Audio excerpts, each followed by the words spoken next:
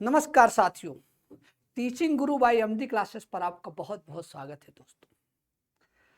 देखिए, बहुत ही ज़्यादा वेट करने के बाद एलटी ग्रेड की आखिरकार वैकेंसी आ ही गई, नोटिफिकेशन आ भी गया और कल से फॉर्म भरना शुरू भी हो गया।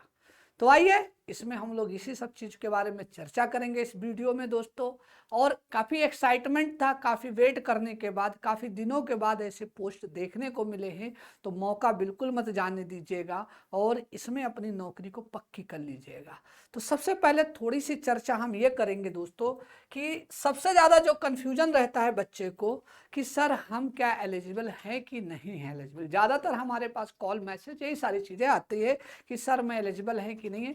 तो हम बायोलॉजी के लिए, स्पेशली मैं बायोलॉजी पढ़ाऊंगा, बायोलॉजी में जूलॉजी और बॉटनी, तो मैं आपको बता दूं कि बायोलॉजी में क्या क्वालिफिकेशन है सबको बताता जाएगा, क्योंकि बीएड तो ही है। बीएड के अलावा देखिएगा, किसी भी, जैसे आपने बीएससी किया है तो बीएससी के किसी भी वर्ष में आपका जूलॉजी और बॉटनी है ना लिखा हुआ है, जंतु विज्ञान और वनस्पति विज्ञान के साथ स्नातक हो।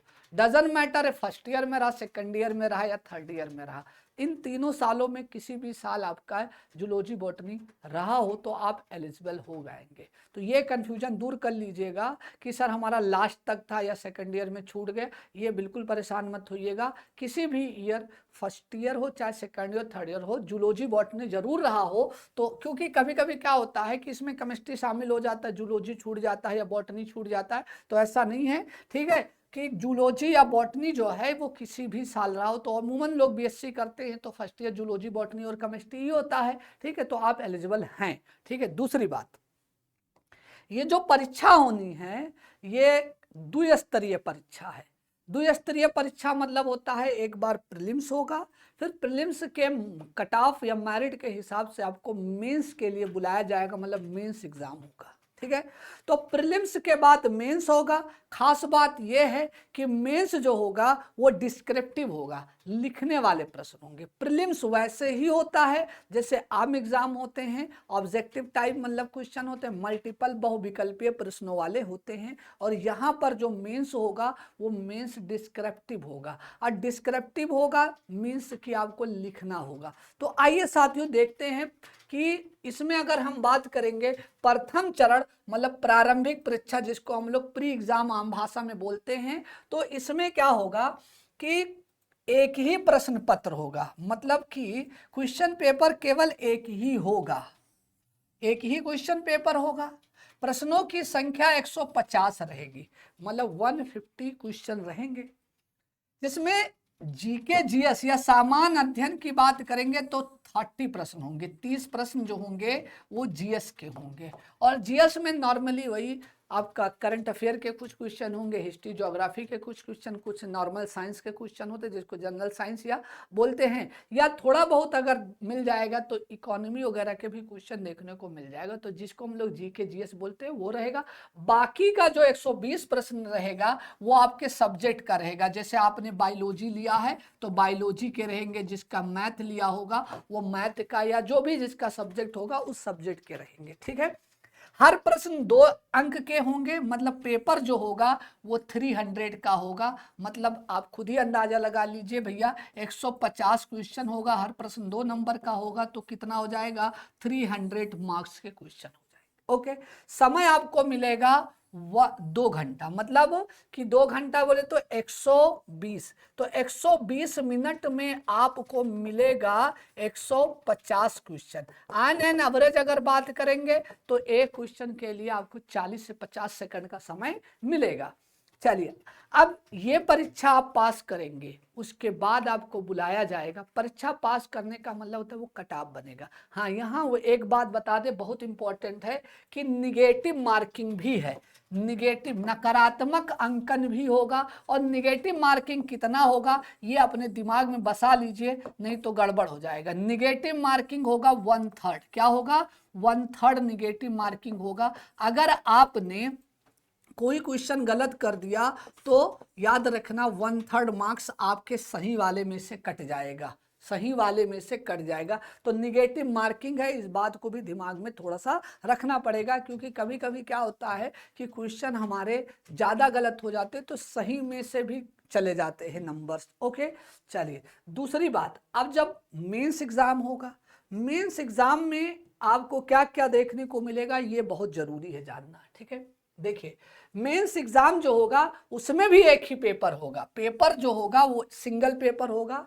इसमें क्वेश्चन की संख्या जो होगी, नंबर ऑफ क्वेश्चंस जो होंगे वो 20 होंगे, लेकिन इसको 2 सेगमेंट में बांटा जाएगा, 2 सेगमेंट में बांट दिया जाएगा, 10 + 10, मतलब एक सेगमेंट 10 का होगा, दूसरा सेगमेंट 10 का होगा, मतलब 10 क्वेश्चन के 2 सेगमेंट होंगे।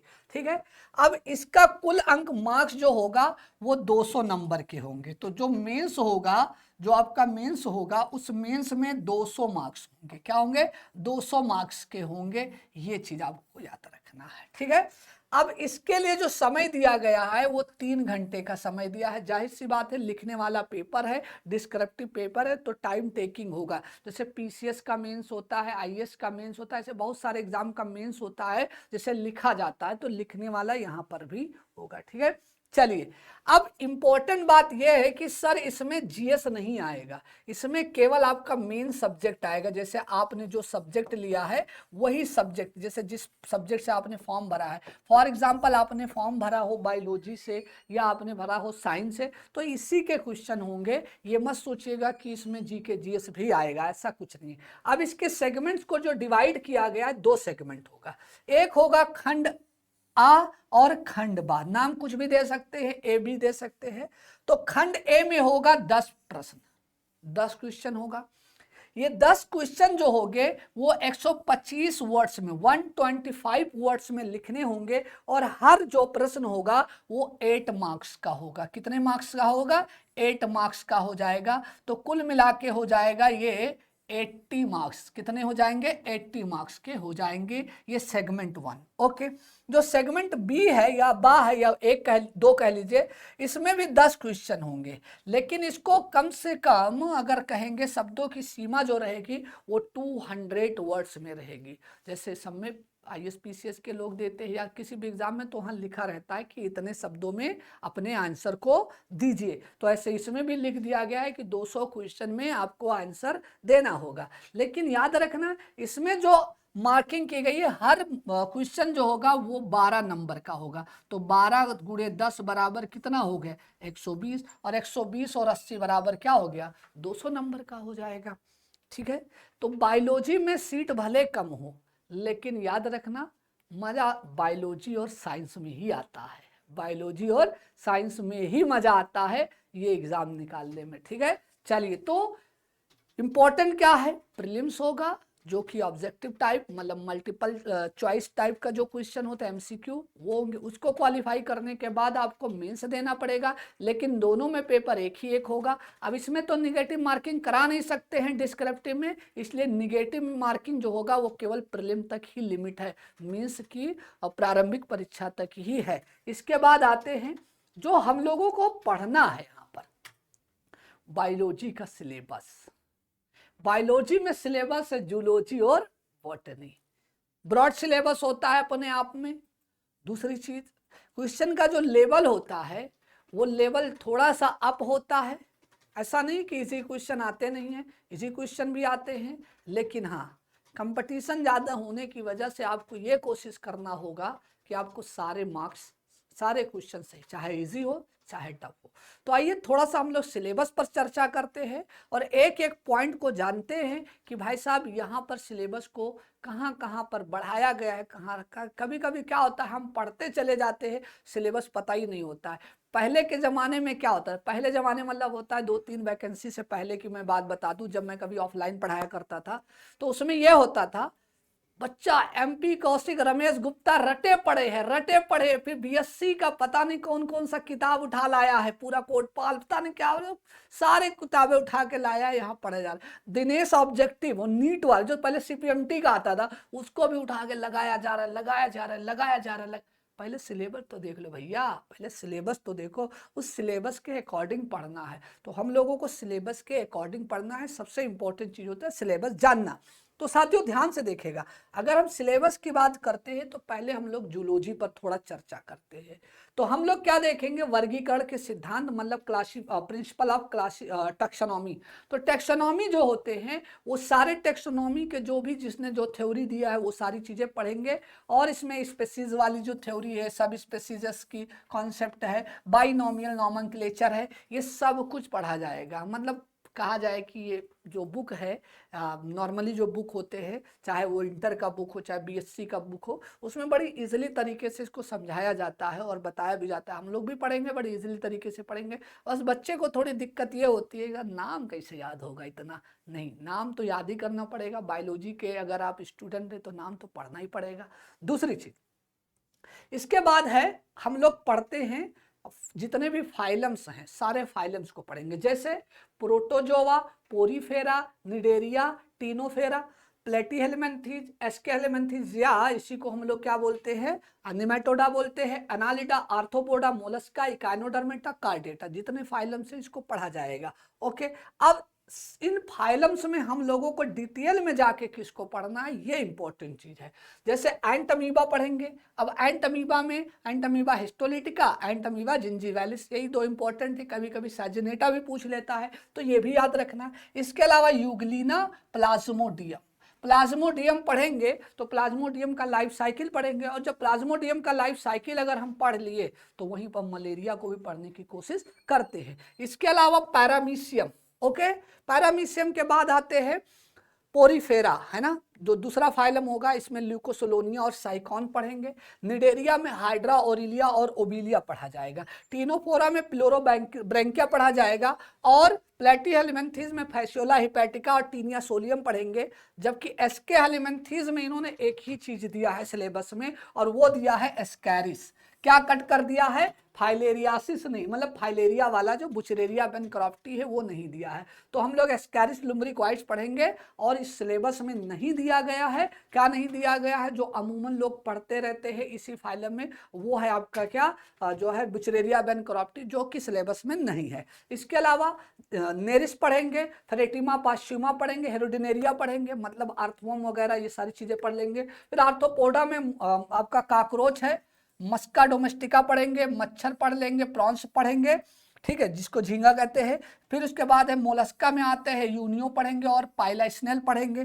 फिर इसके बाद आते हैं इकाइनोडर्मेटा में स्टारफिश पढ़ लेंगे। ओके, कार्डेटा में क्या पढ़ेंगे, हर्डमानिया पढ़ेंगे, एम्फियोक्सस पढ़ेंगे, और स्कोलियोडॉन जिसको डॉगफिश कहते हैं, राना टिग्रीना, और क्या पढ़ेंगे, यूरोमेट्रिक्स पढ़ेंगे, और कोलंबा, लीबिया और खरगोश। ये सब आपको छोटी छोटी चीजें बता दी गई है। हम लोग ये इतना सिलेबस पढ़ेंगे, इससे ज्यादा सिलेबस पढ़ने की कोशिश नहीं करेंगे, गड़बड़ हो जाएगा, ठीक है, क्योंकि वैसे इतना बड़ा है, और ज्यादा इसको बढ़ा बढ़ा के पढ़ेंगे तो पता लगेगा 3 साल पढ़ना पड़ेगा, ठीक है। इसके अलावा अगर हम बात करिए, ये पूरा आपको देख सकते हो, वो वहाँ अंग्रेजी में हिंदी में था, यहाँ अंग्रेजी में है, ठीक है। चलिए, अब इसके अलावा अगर हम बात करेंगे छोटा सा, जैसे प्रोटोजोआ, उसके द्वारा होने वाले रोग, जैसे प्रोटोजोआ से बहुत सारे डिजीजेस होते हैं, मलेरिया होता है, आपका पायरिया होता है, और आपका स्लीपिंग सिकनेस होता है, आपका काला जार होता है, मतलब जितने बीमारी हैं प्रोटोजोआ से होने वाले उसके बारे में पढ़ते हैं। फिर उसके बाद निडेरिया के पॉलीमॉर्फिज्म पढ़ेंगे, आपने पढ़ा होगा, देखो पॉलिप और मेडुसा दो होते हैं ना। और हेलमिन्थीस से होने वाले रोग, जैसे हेलमिन्थीस से होने वाले रोग आपका क्या हो सकता है, टीनियासिस हो सकता है, स्केरियासिस हो सकता है, और फाइलेरियासिस, ये सब है। इसके अलावा हार्मफुल और यूजफुल जो इंसेक्ट्स होंगे उसके बारे में पढ़ेंगे।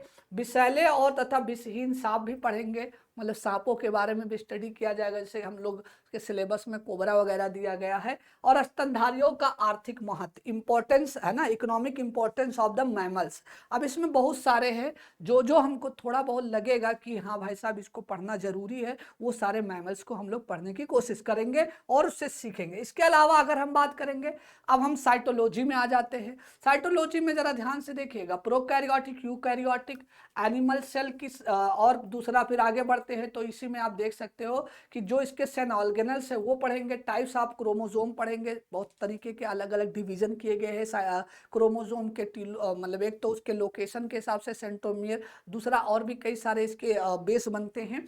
इसके अलावा स्ट्रक्चर आप जीन पढ़ेंगे, फिर उसके बाद है जेनेटिक कोड, है ना, अनुवांशिक कूट या जेनेटिक कोड। फिर उसके बाद सेल डिवीजन में आ जाते हैं माइटोटिक और जो है मियोसिस। ये 2 टाइप्स के दिए गए हैं, इन दोनों टाइप्स के हम लोगों को पढ़ना है। और अगर देखें तो इसका सिलेबस अब जेनेटिक्स की तरफ बढ़ता है। जेनेटिक्स में मेंडल के वंशानुगति नियम, मतलब कि Mendel's law of heritance, linkage and crossing over, eugenics और इसके बाद आता है organic evolution, evidences of organic evolution, theories of organic evolution, Lamarck, neo Lamarck, मतलब लैमार्कवाद पढ़ेंगे, नो लैमार्कवाद पढ़ लेंगे, डार्विनिज्म पढ़ेंगे, डार्विनवाद, न्यू डार्विनिज्म मतलब नो जो है डार्विनवाद, process of evolution and mutation, evolution through ages and evolution of human. मतलब ये पूरा जो इवोल्यूशन चैप्टर बोलते हैं, इतने छोटे छोटे टॉपिक में दे दिया गया, लेकिन हम लोग जो अमूमन इसको इवोल्यूशन बोलते हैं, इसको पढ़ा जाएगा। इसके अलावा अगर हम बात करेंगे साथियों, तो जरा ध्यान से देखिएगा, पारिस्थितिकी तंत्र पढ़ेंगे। पारिस्थितिकी तंत्र इकोलॉजी, है ना। अब इकोलॉजी की बात करेंगे तो इकोलॉजी, इकोसिस्टम, ये सारी चीजें आप पर देख सकते हैं। पारिस्थितिकी तंत्र, पारिस्थितिकी तंत्र के अवयव, बायोटिक और अबायोटिक। इसके अलावा क्या पढ़ेंगे, इन्वायरमेंट में जो भी है ना, एटमॉस्फेरिक, इन्वायरमेंटल, जितने भी आपके पोल्यूशन है या अनडिजायरेबल जो कंटेंट इन्वॉल्व है, वो सारी चीज़ें पढ़ी जाती है। ये पढ़ना भी चाहिए और हमेशा पढ़ाया भी जाता है, और ये एसेसरी सब्जेक्ट होता है, ये मेन सब्जेक्ट नहीं होता है। चाहे कुछ भी करो, आपको इन्वायरमेंट तो पढ़ाया ही जाता है, ठीक है। चलिए इसके बाद आते हैं, जैसे अब ह्यूमन फिजियोलॉजी में आ जाते हैं, है ना। अब ह्यूमन फिजियोलॉजी इसको मेन रखा जाता है, लेकिन कभी कभी कंपेयर करके भी लोग पढ़ाते हैं, जैसे कि डाइजेशन, डाइजेस्टिव सिस्टम, ओके। इसके अलावा रिस्पिरेशन, ब्लड सर्कुलेशन, एक्सक्रीशन, और इसके अलावा हम लोग पढ़ते हैं नर्वस सिस्टम, फिर उसके बाद है muscular system, endocrine system, and फिर उसके सारे फंक्शंस। इसको हम लोग जो है इसको हम लोग फिजियोलॉजी बोलते हैं। क्या बोलते हैं? फिजियोलॉजी बोलते हैं, ओके। इसके अलावा अगर बात करेंगे, इसमें कुछ विशेषताएं हैं। अब इसको हम लोग कभी कभी मॉलिक्यूलर बायोलॉजी में पढ़ लेते हैं, या कभी कभी क्या करते हैं, फूड न्यूट्रिशन ये सब पढ़ लेते हैं। कभी कभी इसको केमिस्ट्री में भी लोग पढ़ा देते हैं, लेकिन हम लोग यहाँ बायोलॉजी के एस्पेक्ट में पढ़ेंगे। Carbohydrate, proteins, fat, enzymes and hormones, okay. चलिए इसके अलावा अब हम पढ़ेंगे गैमीट, ओके। किस प्रकार से टाइप्स ऑफ एग कितने होते हैं, और उसके क्लीवेजेस क्या होते हैं, एम्ब्रियोनिक डेवलपमेंट क्या होता है, एम्फियोक्सिस क्या होता है, फ्रोक एंड चिक मतलब चिकन जो होते हैं, ओके। इसके अलावा प्लेसेंटा इन मैमल, ह्यूमन में जो प्लेसेंटा मतलब जितने भी मैमल्स होते हैं उसमें जो प्लेसेंटा होता है, अपरा होता है, उसके बारे में पढ़ेंगे। इसके अलावा अब अगर हम बात करेंगे जो भूगोल, प्राणी भौगोलिक परिमंडल और उनके विशिष्ट प्राणी जो भूगोल, और क्या कहते हैं, प्राणी भौगोलिक परिमंडल और उनके विशिष्ट प्राणी। थोड़ा सा हिंदी में पढ़ना मुश्किल होता है, बायोलॉजी स्पेशली, इसीलिए इसको अंग्रेजी में ज़्यादा पढ़ने की कोशिश करेंगे, ठीक है। और हाँ, टर्मिनोलॉजी जो होगी वो अंग्रेजी में इस्तेमाल करेंगे, बाकी हिंदी में ही समझाया जाता है ज़्यादातर। तो बायोजोग्राफी, जूजोग्राफिकल रियल्म्स, और इसके अलावा इसके कैरेक्टरिस्टिक्स ऑफ फन्ना, है ना। चलिए अब बॉटनी में आते हैं, तो बॉटनी में हम लोग वायरस पढ़ेंगे। वायरस की डिफिनीशन क्या है, उसका नेचर क्या है, उसका परगमन है, टीएमबी वायरस की जो है structure, bacteriophage virus, viroids, prions, और फिर वायरस के इकोनॉमिक इम्पोर्टेंस, ओके। आपको पता है जेनेटिक इंजीनियरिंग में इसका बड़ा रोल है। इसके अलावा वायराइड्स क्या होता है, जो केवल आरएनए होता है, और जो है हम बहुत सारी डिजीजेस कॉज करते हैं, जैसे आलू में होता है ना ट्यूबर स्पेंडल डिजीज। प्रियॉन्स होता है जो ओनली प्रोटीन का पार्टिकल होता है, और जिससे crew disease means laughing disease होता है, और भी मैड काउ डिजीज होता है। तो ये सब चीज़ें आपको समझाने की कोशिश करेंगे। इसके अलावा बैक्टीरिया पढ़ेंगे। अब बैक्टीरिया का हम लोग थोड़ा सा डिटेल पढ़ेंगे, क्योंकि उसका लिखा हुआ है कोशिका की संरचना, उनके सेल के स्ट्रक्चर पढ़ेंगे, उसका nutrition, reproduction and economic importance. इसमें भी इकोनॉमिक इंपॉर्टेंस है, क्योंकि कुछ ऐसे हैं जो यूजफुल बैक्टीरिया होती है, उसके बारे में पढ़ेंगे। चलिए फिर फंगाई आ जाते हैं। फंगाई, कवक, और कवक आपको पता है कि एक तरह से अलग सा ही किंगडम है, ओके। तो जैसे उसका सामान्य लक्षण मतलब जो उसका जनरल फीचर्स है वो पढ़ेंगे, उसका स्ट्रक्चर, न्यूट्रिशन, रिप्रोडक्शन, और फंगाई का भी इकोनॉमिक इंपॉर्टेंस है। बहुत सारे फंगाई है जो हमारे लिए आर्थिक महत्व रखते हैं, छोटा मोटा उदाहरण ले लो, मशरूम ही क्या करता है, हमारा आर्थिक महत्व रखता है। पेनिसिलियम नाइटोटम से पेनिसिलिन बना, वो भी इकोनॉमिक इंपॉर्ट है। तो बहुत सारे होते हैं, ठीक है। अब इसका वर्गीकरण पढ़ेंगे, क्लासिफिकेशन पढ़ने के बाद कुछ ऐसे जैसे राइजोपियस दिया गया है, ये थोड़ा बहुत दिया गया, इसके बारे में भी पढ़ेंगे, इसके लाइफ साइकिल वगैरह देखेंगे और कैसे रिप्रोड्यूस करते हैं, कहाँ स्पोर बनता है, कहाँ कोनेडिया होता है, कहाँ क्या होता है, ये चीज आपको बताया जाएगा। इसके अलावा हम एल्गी की तरफ आ जाते हैं। अब एल्गी में हम देखेंगे तो एल्गी का भी कैरेक्टर पढ़ेंगे, उसका क्लासिफिकेशन पढ़ेंगे और उसके स्पेसिफिक कैरेक्टर पढ़ेंगे। फिर उसमें पाए जाने वाले जितने भी पिगमेंट होते हैं, 3 टाइप के होते हैं, इन तीनों टाइप में कौन कौन पाया जाता है, ये पढ़ा जाएगा। इसके अलावा उसके इम्पोर्टेंस क्या है वो देखेंगे। क्लेमाइडोमोनास जो है वो किस टाइप का एल्गी है वो पढ़ेंगे। वॉलवॉक्स पढ़ेंगे, उडोगोनिया पढ़ेंगे, फिर उसके बाद बौचेरिया कारा, फिर उसके बाद बहुत सारे ऐसे हैं जिसके बारे में हम लोग पढ़ेंगे, ठीक है।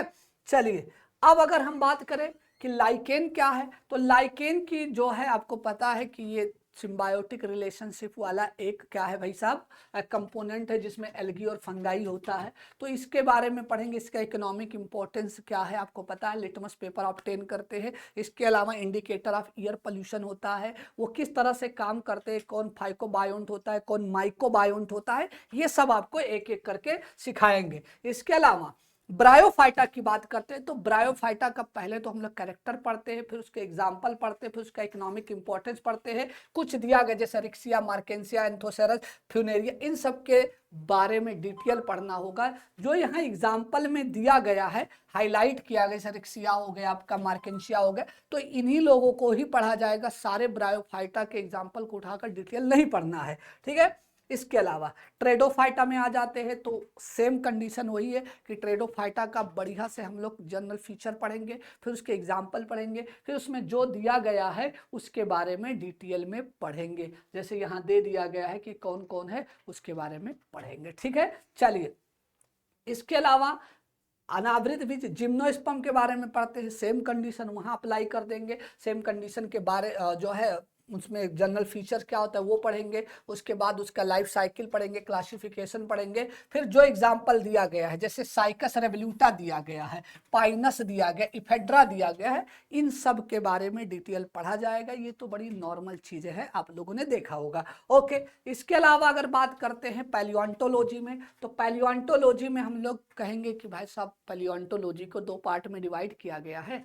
एक है पैलियोबॉटनी, दूसरा है पैलियोजूलॉजी, है ना। क्या होता है इसके बारे में बताएगा, इसका इंपॉर्टेंस क्या है, ये किस प्रकार जो है अर्थ पर एग्जिस्ट करते, कैसे फॉर्मेशन होता है, और फिर अगर हम बात करेंगे कि इसका लाइफ कैसे डिसाइड किया जाता है, सारी चीजें इसमें पढ़ा जाएगा, ठीक है।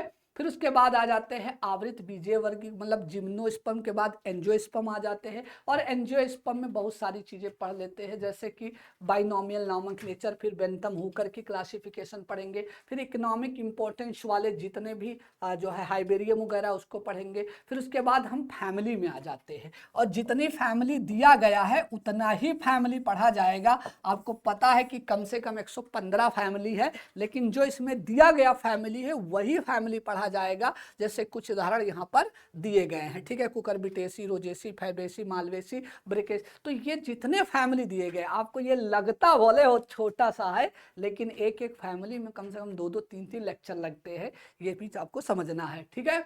चलिए, अब इसके बाद अगर बात करेंगे, फिर उसके बाद एनाटॉमी आ जाते हैं, प्लांट एनाटॉमी जिसको कहा जाता है। जैसे टिश्यू किस प्रकार के होते हैं, किससे बनाते हैं, किस प्रकार उसको किया जाता है, तो किसके जड़ के बारे में पढ़ेंगे, और किसके तना के बारे में पढ़ेंगे, किसके पत्ती के बारे में, सबके बारे में नहीं पढ़ेंगे, लिखा हुआ है कि किसके किसके रूट के बारे में पढ़ेंगे, किसके स्टेम के बारे में पढ़ेंगे, तो वही चीजें हम लोग यहाँ पर पढ़ेंगे। इसके अलावा इकोनॉमिक इंपॉर्टेंस की बात पढ़ेंगे। इकोनॉमिक इंपॉर्टेंस बॉटनी में अगर हम आ जाते हैं तो इमारती लकड़ी, तेल, रेशा, ये सब सिडार का तेल कहाँ मिलता है, कौन सा ऐसा है जो यूजफुल ऑयल है, कौन सा पेय पदार्थ, मसाले, ये सब चीज हम लोग पढ़ेंगे। इसके बाद अगर कोई टॉपिक बच रहा है तो एम्ब्रियोलॉजी बच रहा है। एम्ब्रियोलॉजी में हम लोग पूरी प्लांट की एम्ब्रियोलॉजी पढ़ा लेंगे, मजा आ जाएगा, ठीक है, कैसे बीज बनता है, ये सारी चीजें आपको देखने।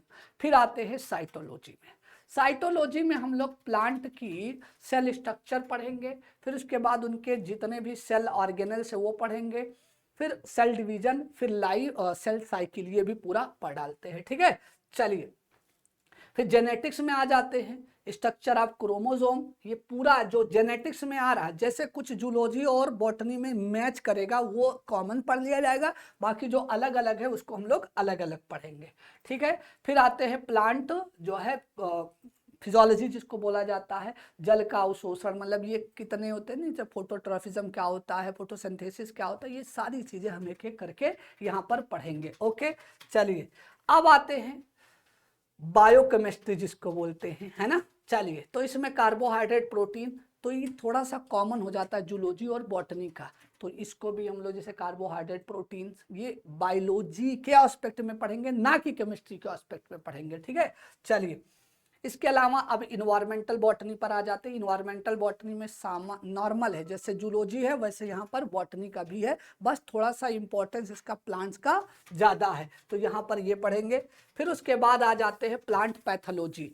प्लांट पैथोलॉजी में हम लोग प्लांट्स की जितनी भी, है ना, डिजीजेस हैं उन सब के बारे में पढ़ेंगे, कैसे होता है, क्या होता है, इसके पीछे के रीजन क्या है, ये सब पढ़ा जाएगा दोस्तों। फिर उसके बाद आ जाते हैं biotechnology and genetic engineering. Biotechnology और जेनेटिक इंजीनियरिंग, इनमें दोनों चीज़ें पढ़ा जाएगा, क्या इंपॉर्टेंस है, इकोनॉमिक्स इंपॉर्टेंस क्या है, किस तरह से ह्यूमन में ये इन्वॉल्व हो गया है धीरे धीरे, और इसका कैसे क्षेत्र बड़ा होता जाता है। फिर उसके बाद आ जाते हैं जीन कॉन्सेप्ट आ जाते हैं, फिर आनुवांशिक मतलब जेनेटिक इंजीनियर, तो इसको एक फॉर्मेट में बनाया जाता है, जैसे पढ़ाना होता है या पढ़ना होता है तो एक फॉर्मेट में बनाते हैं फिर पढ़ते हैं, ठीक है। चलिए साथियों, तो आप लोग बिल्कुल तैयार रहिएगा, एकदम डट के, एक एक चीज पढ़ी जाएगी, आपको एमसीक्यूज दिया जाएगा, सारी चीजें दी जाएगी, बस बहुत जल्दी आप लोग इस चीज का इंतजार करिए कि क्लास कब से स्टार्ट हो रहा है। टीचिंग गुरु बाय एमडी क्लासेस, इस पर एलटी ग्रेड का एकदम शानदार एक से एक धुआंधार टीचर आ रहे हैं सारे सब्जेक्ट के। बायोलॉजी को मैं कवर करूंगा और साइंस को अभिषेक सर कवर करेंगे, जिसमें फिजिक्स और केमिस्ट्री होता है। तो सभी साथियों के पास शेयर करिएगा और बताइएगा कि बायोलॉजी की क्लास के साथ साथ और भी सब्जेक्ट के क्लास यहाँ शुरू होने जा रहे हैं दोस्तों। धन्यवाद, जय हिंद। चैनल को सब्सक्राइब कर दीजिएगा, लाइक कर दीजिएगा, वीडियो को शेयर कर दीजिएगा।